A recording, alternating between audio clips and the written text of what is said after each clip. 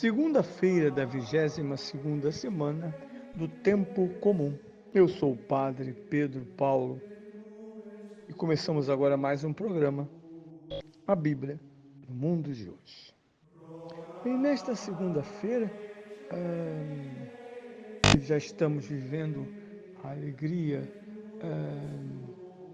alegria do mês de setembro, que tem outra característica diversa daquela do mês de agosto, o mês da Bíblia, o mês que conclui seus dias através da memória de São Jerônimo,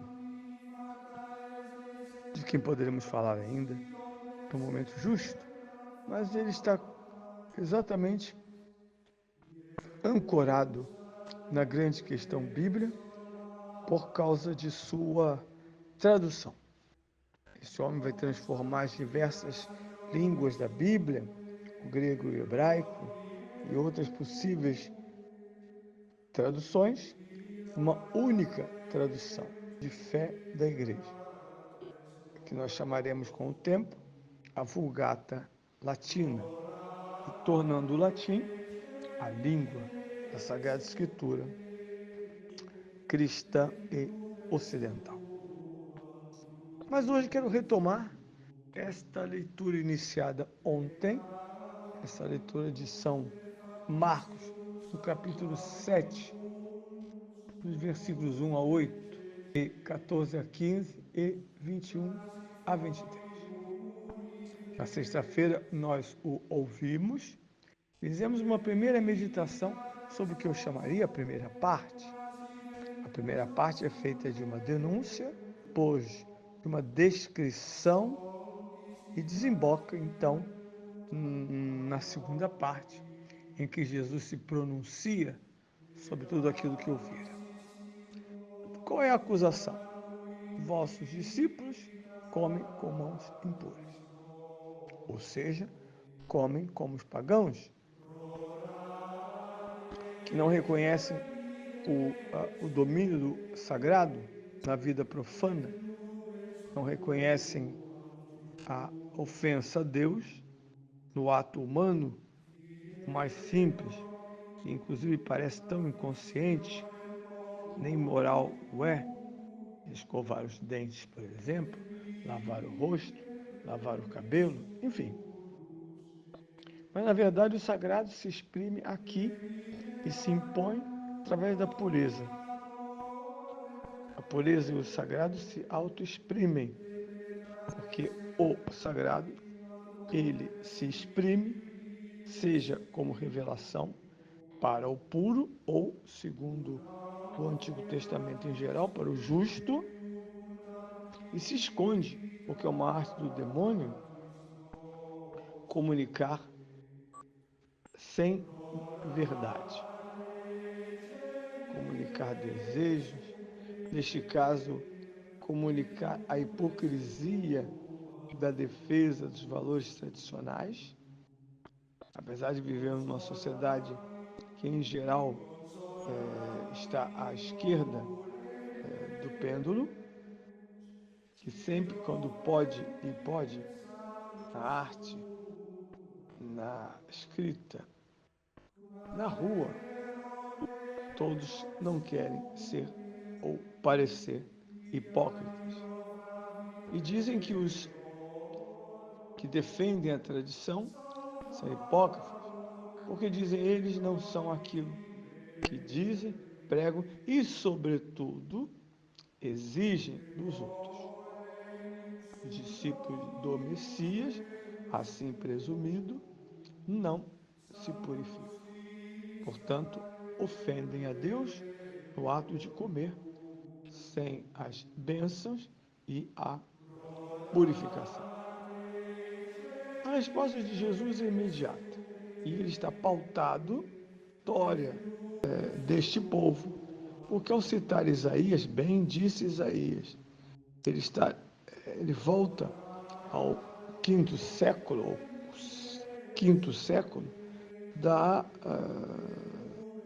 da vida de Israel, sexto para o quinto, que é o exílio da Babilônia, mas esse exílio não vem sem um precedente, quase que acelerado por esse precedente, e a expressão poética de Isaías, contundente, é: eles me louvam com os lábios, não com o coração. Em que a liturgia, que são os lábios, a liturgia falsifica, ou melhor, mascara um coração que está longe de Deus.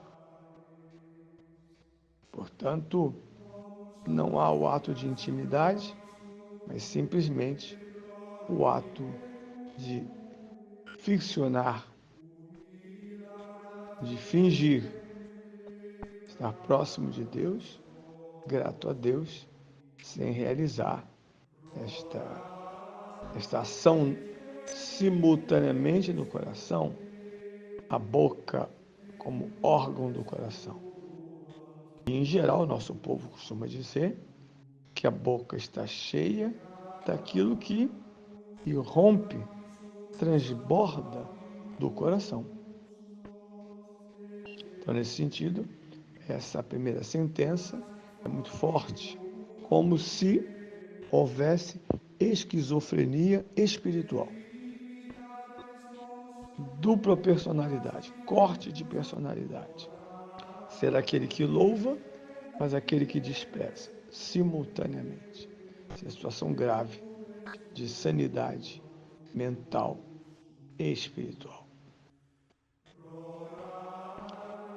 E então, Jesus, com isso, diz que, muito mais do que lavar as mãos, preciso que os costumes reforcem a convicção do primado de Deus, e aí vem toda a descrição desse fato, aplicado à vida dos críticos, que são provavelmente fariseus, escribas, porque ele diz: é vão o culto que me presta, e as doutrinas que ensinam não passam de preceitos humanos. Então, uma confusão entre o preceito humano, que é bom, né, do núcleo do decálogo. Nossa, tem 600 preceitos que dispõem melhor a obediência do mandamento. Mas o problema está aqui agora. Vós deixais de lado o mandamento de Deus para vos prenderdes à tradição dos homens. Bom, esse é o juízo final de Jesus, peremptório, esmagador, porque se a fé é abandonar o mandamento para afeiçoar-se ou substituir a prática integral do mandamento pela vivência dos costumes, então essa não é uma religião, essa é uma dimensão religiosa de uma visão humana da vida. Quando dissemos sou religioso, ou entendemos que você mais ou menos ilumina a sua vida com princípios gerais, amar a todos, fazer caridade, agradecer, ser grato. Quando na verdade é muito mais profunda a religião revelada, porque ela toca diretamente a glória de Deus. Deixar os mandamentos para dedicar-se aos auxílios, os auxiliadores dos mandamentos, que é a devoção. E o fim magnífico do texto é: o que sai do homem torna o homem impuro, não o que entra.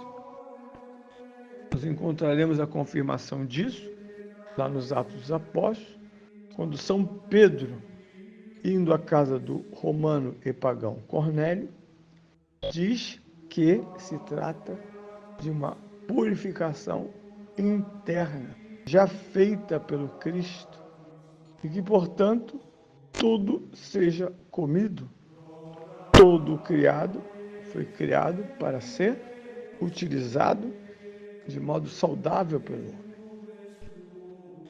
E aquele banquete de animais entre os quais há aqueles ditos interditos, proibidos, desaparece.